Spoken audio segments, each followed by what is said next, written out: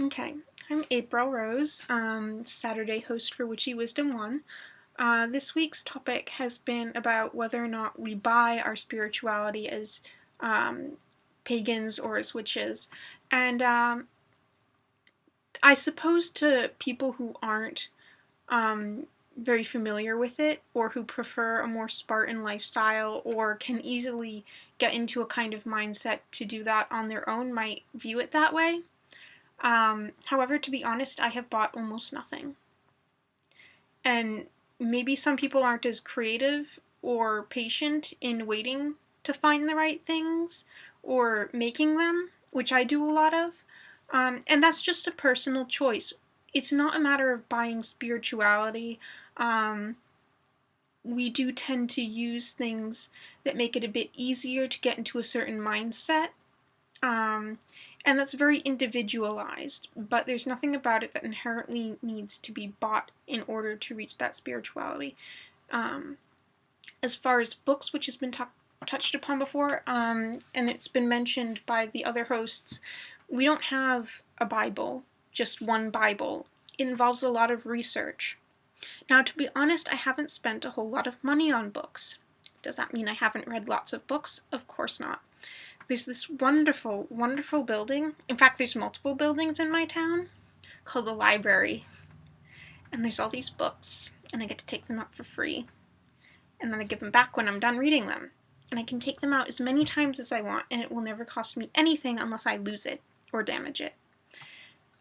So that's what I mainly do as far as books. I go to the library. If the library doesn't have it, my school library has an interlibrary loan program that they can get books from all around the world, which is amazing, and I've definitely taken advantage of that. So even if, I live in the city, but it's a pretty small-ish city. It's not like New York or anything. They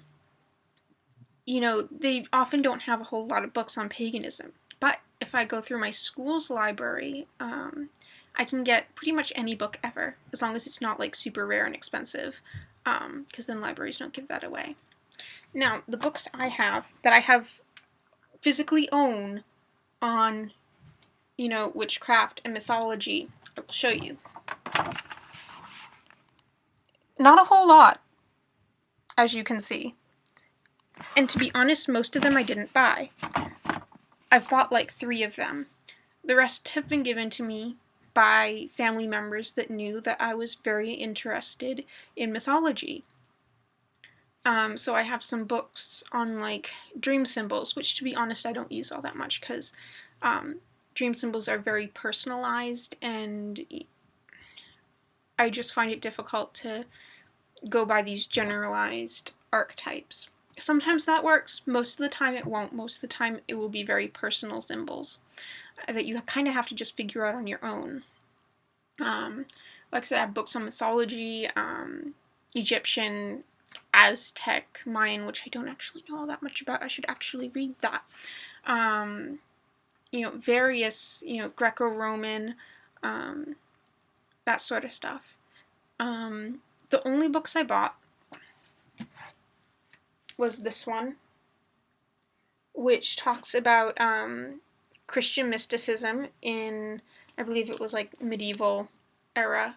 Who knew Christian mysticism exists? It actually does. That's what the whole original grimoires essentially were. It's kind of dry reading, but I like learning things. I don't think it'll actually have whole much effect on how I practice. Sorry about the mirror back there, it's causing glare. The other one was Psychic Dreamwalking by Michel Belanger. And this one, which I mostly just bought it for the illustrations. Honestly, it has some poetry that's nice, and it has nice illustrations, but it has a few spells in it, but I question a bit the author's how much research they did into witchcraft, honestly. But the illustrations are super pretty. So, and it was like $1 at a used bookstore. And then there's another one that I did buy, but it was for a class in school. So it wasn't something I intended to buy as part of my path, but I have it anyway. The other stuff is stuff on my altar, which you can probably see back here. Again, I apologize for the mirror that is right in the middle of my altar, causing this huge glare of light. So most of this stuff is actually stuff that I have made or found.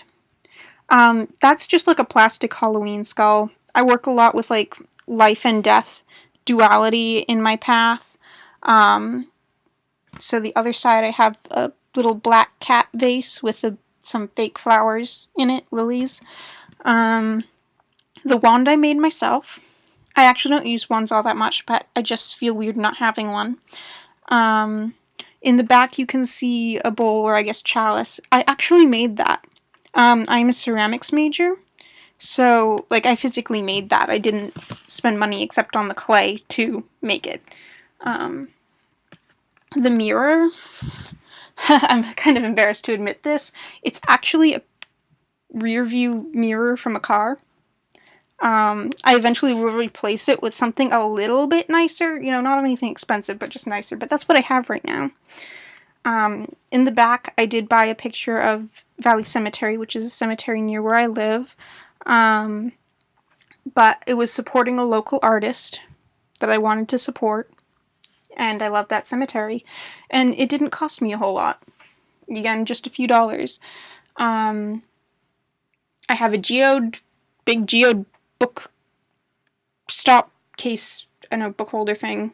I forget what they're called. I'm sorry, I should know that. I spent, probably a total of like $3 maybe on stones, some feathers that I've found. Again, I have a lot of stuff, but I haven't spent a lot of money. Again, so I don't think necessarily we're buying our spirituality. Some people don't have the time or the ability to make what they feel they would like to help them along their path. Again, they could reach probably that same spirituality without them, but it would probably be less fun, to be honest, and it would take a lot of time and a lot of practice that most of us who have to work every day and maybe take care of kids if they have kids and live in the city and deal with all that distraction without making a space and having things in it that puts you in the right mindset. It's hard to tune out those distractions. So it's not so much that you have to buy things to attain that kind of spiritual level or understanding. You don't. But some of us feel it just makes it easier. And as I demonstrated, you don't actually have to buy all that much. And anyone who feels like they do have to buy a ton of stuff, you don't. You really don't. Now, I've had to be patient. It's taken a few years, actually not a few, several years, to build up the amount of stuff I have. And I'll show you a few other things. I have a little shrine here for dreaming. I've got an owl thing that I sculpted. Terrible sculpture, but sorry. And then a dream catcher that I made. Again, didn't spend money on it. Some seashells that I found. Very basic stuff. And then up here, a puzzle that someone gave me it made a Tutankhamun's death mask, so I thought it was cool because I love Egyptian mythology and art and history. Another wolf sculpture that I made, actually more like a coyote. A cat statue that my grandmother gave me. Don't ask me where I got that chalice because I actually have no idea. I've had it for so long that I've forgotten where I got it from, but I remember that I did not spend any money on it. It's one of those random things that I managed to get. Either someone gave it to me or I don't remember. Even those brushes that you see, I made those. So again, just some like thread up there. A couple of dolls that I made.